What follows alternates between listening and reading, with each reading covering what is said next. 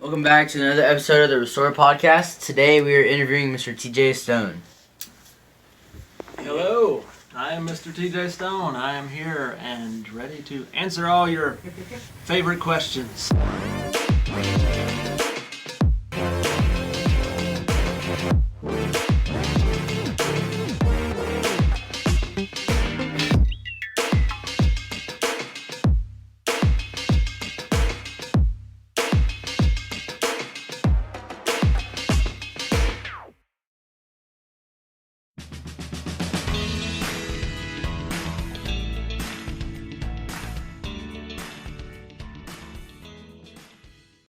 Okay, so I have a question. So, what brought you to RHCA? That is a funny story. Long and short of it, Lori Hamlet. It was Easter weekend. My in-laws were in town, and we got tickets. I say tickets, I think it was free, to go to this art crawl in Germantown, where they have the Beat of Life office, which I had no idea. We just went to look at art for free and eat cookies. Which, who doesn't want to do that? Exactly. And I just wound up in the Beat of Life office and was talking with Lori and Jennifer there, who's the CEO of Beat of Life, which is an awesome ministry that goes into prisons and school systems and even mental health institutes and takes people that are dealing with traumas. And it's a songwriting ministry, which I have a background songwriting. And it's literally you have 2 hours to go into someone who has pain in their story, and then you interview them and you figure out how to get that story into a song. And then they have that song. And sometimes just getting their thoughts and their pain outside of themselves in something that they can listen back to, that's healing in and of itself. And I just thought that was such a cool ministry. And so they invited me to the board of directors meeting like a couple weeks later, and so I went to that. A few more meetings. Long story short, I got asked to come on to the board of directors. So I'm on the board now, and helping shape kind of the vision for how we can do that as well as we can. All right. So I know you talked about this a little bit, like the first day of school, but like, what was your background before you decided to come here? So I'd started writing for the school newspaper in high school, and I was like, I'm good at this. I like writing. I was already into songwriting at the time. And so I called up my local papers, which I didn't know they owned like all the local papers in the county. And I was like, you need a writer? I can write. And they're like, yeah, come on board. In fact, here's a weekly editorial, which is just giving your opinion about political current events that are going on in the world, and we want a view from a teenage perspective. And so before I knew it, like literally within a week, I was writing for 4 of the papers and all the papers in the county, and that led to years of freelance writing. And what I actually moved to town, to Nashville for, was to run a country music magazine called Honky Tonk Magazine.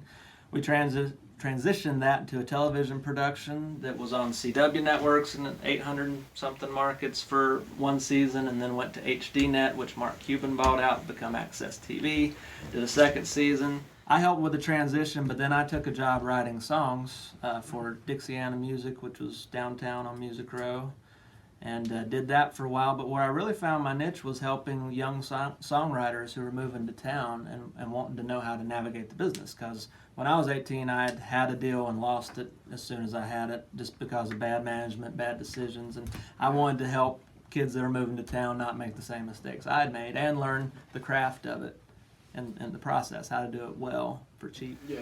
And so I had started my own organization called the Stone Country Foundation for a while, and that was literally just helping songwriters learn how to do it better and young people know how to navigate the business. Somewhere around in there with the recession, my dad had moved up here. He was in finance. He lost his job, and I found myself at the age of 25 supporting my whole family that had moved up here. And for like 2 years, I got into retail management. I was a manager at Walmart. I helped train store managers at Dollar General when I transferred to Dollar General. and started doing just a full teaching residency and everything. And luckily, my former manager at Walmart moved to CVS and just custom made a position to where I could student teach and do, because before I never could do that and work full time and still support the family. Did you think you would be a teacher when you were young? No.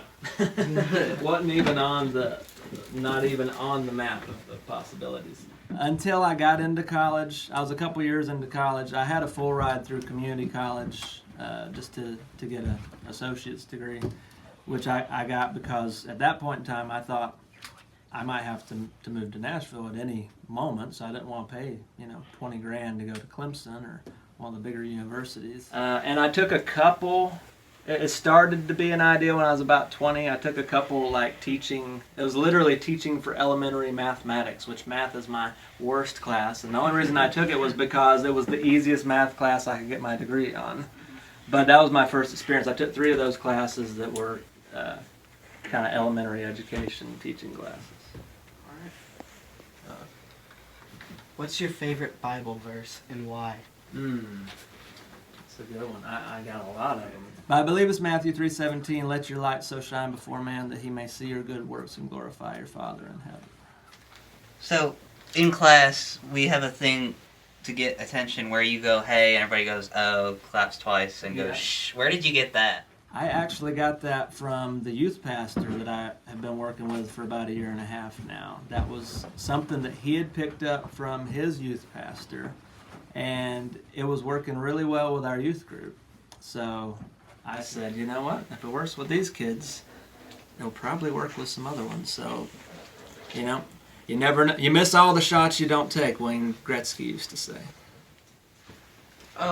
So you're a teacher and obviously have to go to school for a decent amount of time to become a teacher. So what schools did you go to or attend? I graduated with an associate's in liberal arts at Tri-County Technical College in Pendleton, South Carolina, where I grew up. And then when I come here, I took 7 years off of college before I went back. I was already training store managers and running a store at Dollar General. And at first I thought it was going to be a music business degree, but the way my schedule worked out, I couldn't take the same classes. I had to swap my last semester to online. So it ended up being a degree in because that wasn't doing what I wanted to do. And then I was having my, like I said in the sermon, every year or two I was having a crisis of who am I? What am I supposed to be doing? Which is okay, by the way, if you ever liked that. And decided to go back, and I actually got my master's in curriculum and instruction to teach English. So when did you become a Christian? Were you as you were younger, or cause I heard you mention you were a youth pastor, right, or something? I was a youth pastor that. in Portland, Oregon, a couple years ago. But that was another thing I said. I'll never be in ministry. Yeah. I'll never do anything in ministry because my dad.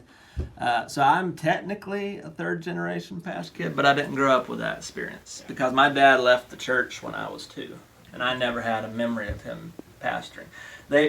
He and my mom were traveling evangelists, all around the South for 8 years, and then he pastored a couple of really small churches on the coast of South Carolina in Port Royal. It's near a military base. Had 100 people on their best day, and just come to realize that the denomination that they were teaching in, he didn't totally agree with the things that he'd been taught all his life, so he had his own spiritual journey to go on. Of course, when I understand that. Yeah, not at all. And we come, so I grew up with my mom taking me to church, grew up in the Church of God of Prophecy, so it was very charismatic. There's a lot of stuff I didn't understand, and we were there every time the doors were open. Wednesday night, Sunday night, Sundays, any events. But Dad was largely not a part of that until God really redeemed that story. I was halfway through my senior year of high school, and I was ready to be out at 18. But God actually used music for my dad and I to come together because he had toured around as a gospel guitar player when they were doing the ministry stuff. That's how he got into ministry. And he taught me to play guitar when I wanted to learn how to write songs, which it's nice to be able to play an instrument when that's what you want to do. God used that music to bring us together, and then ended up him coming back to church, really through our relationship, that music brought us back together. And like I said in the sermon, God's always in the process of redeeming all things. It's just not always in our timing. Did you play any sports? I was more of the martial arts guy growing up. Like from a young kid, I was into karate, taekwondo, judo, and at a certain point I just quit organized stuff. I did wrestling some, but it was never like for a school specifically. I learned a lot of stuff, and it kept me kind of grounded. And kids didn't pick on me because from the age of like 7 or 8, they figured I knew more karate than they knew. So I was always cool on that end. But it taught me a lot of discipline, and the first thing I learned really about martial arts is how not to fight. Because with great power, like Spider-Man says, great power comes great responsibility. And when you can take out people in the room, you gotta learn how to not do that. Yeah. And how to control yourself very well. Your actions. Yeah, so that was actually great for me. It was a very grounding thing that kind of kept me grounded when I might have wanted to wild out a little bit. Speaking of the martial arts, did you ever get into any fights at school? In the 4th grade, man. I was playing b-ball with a guy, and he's a short guy. He was always a short guy, but I guess I was blaming him for our team. We were playing 2-on-2. It's always the short kid. Or the fat kid. Well, Or the short and fat. this kid was, I was maybe 5 feet tall, so he was like 6 inches shorter than me at that time. We're all little at 9, But I said something about his diminutive stature that he did not appreciate, and then he started pushing me. I was like, no, you don't want to do this. We don't want to do this. Come on. And I was literally just trying to get him off of me, but I guess I pushed too hard, and I pushed him across the room into a bookshelf, and then comically books fell on his head, and everyone laughed. That's It was terrible. It was terrible. I felt so bad. And that was my first and last fight.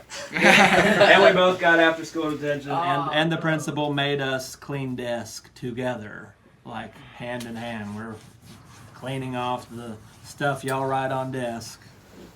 So, I know you talked about how you would help younger kids with like music writing and help them what to do, because you went down a path apparently not so good. Yeah. Like that. You want to talk about that, or? I can.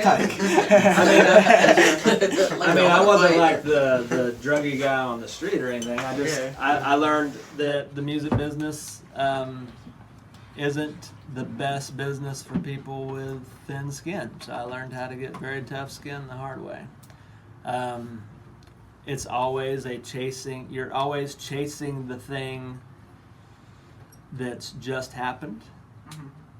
But you're supposed to. It's so many catch-22s in the music business, because they tell you they want you to be the next thing that's coming. But when you present that, it's always compared to the thing that already is. Yeah. And there's so few rare instances where the music business as a whole is able to shift from kind of one generation to the next. And I was caught dead in the middle of a switch.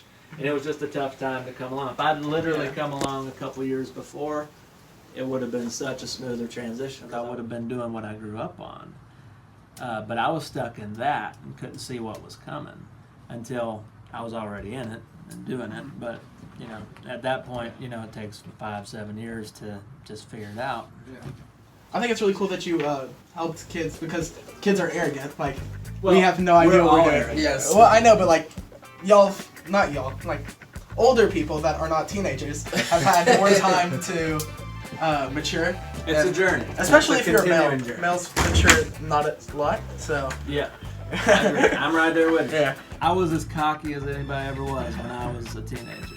All right, thank you for listening to our Restore podcast. Hope you all will listen to our next one. Good job, guys. Good job. Hope you all listen to our